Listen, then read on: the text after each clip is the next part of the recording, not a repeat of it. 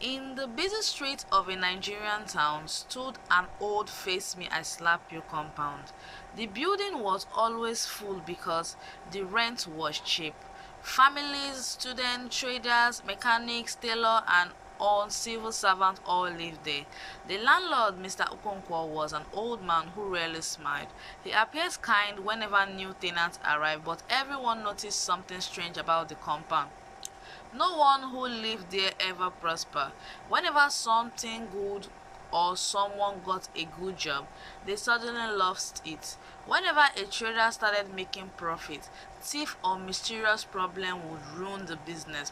Young ladies who were close to marriage would suddenly have their relationship ended. Students who studied hard always failed at the last minute. People blame bad luck, witches from their village, or enemies at work, never suspecting the compound itself. Each room has one unusual object, a small old mirror hanging on the wall. Whenever new tenants moved in, the landlord insisted the mirror belongs to the house. Don't remove it, he always warned. It brings good fortune. Out of respect, nobody questioned him. Years passed. One day, a young couple named Chinedu and Amaka moved into the compound. They were hardworking and full of dreams. Within months, Chinedu lost his promotion. Amaka's thriving fashion business collapsed overnight. They couldn't understand why everything kept going wrong. One evening, the tenants gathered outside discussing their suffering. I have lived here 6 years, one woman cried. Nothing has worked for me. I was once a successful businessman, another man said. Now, I can't even feed my family. Everyone shared the same painful story. An elderly tenant quietly spoke. Have you noticed something? Every room has the exact same old mirror. The compound suddenly becomes silent. They all remember the landlord warning, never to remove it. The next morning, one tenant secretly removed his mirror. That night, he had terrifying nightmares of the landlord laughing while holding his reflection captive inside a dark room. He quickly hung it back out of fear. The tenant realized something spiritual was happening. Desperate for answer, they invited a respected pastor known for praying against evil covenants.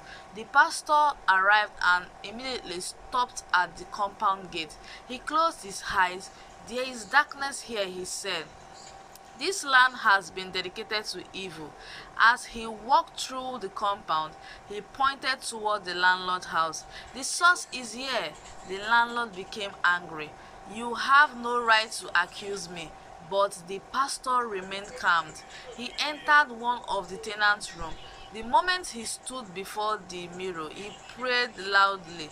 In the mighty name of Jesus, every evil altar connected to this mirror catch fire. The mirror shook violently. A loud crack echoed. Then it shattered into hundreds of pieces. At that exact moment, every mirror in every room exploded at the same time. Glass scattered across the compound. The tenants screamed in shock. Suddenly, strange shadows rushed out from the broken mirror, like thick black smoke, before disappearing into the sky. The landlord began shouting, "My kingdom! My kingdom!" His body started trembling uncontrollably. The pastor continued praying, "Every power holding the destiny of these people, release them now!" The landlord cried for mercy, but it was too late. A powerful wind swept through the compound. The landlord suddenly disappeared before everyone's eyes.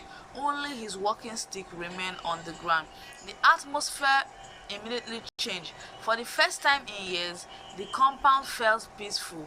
Birds sang, children laughed freely, hope returned. Within weeks, miracles began happening. Chinedu received an even better job than the one he had lost. Amaka's fashion business became successful, attracting customers from different cities.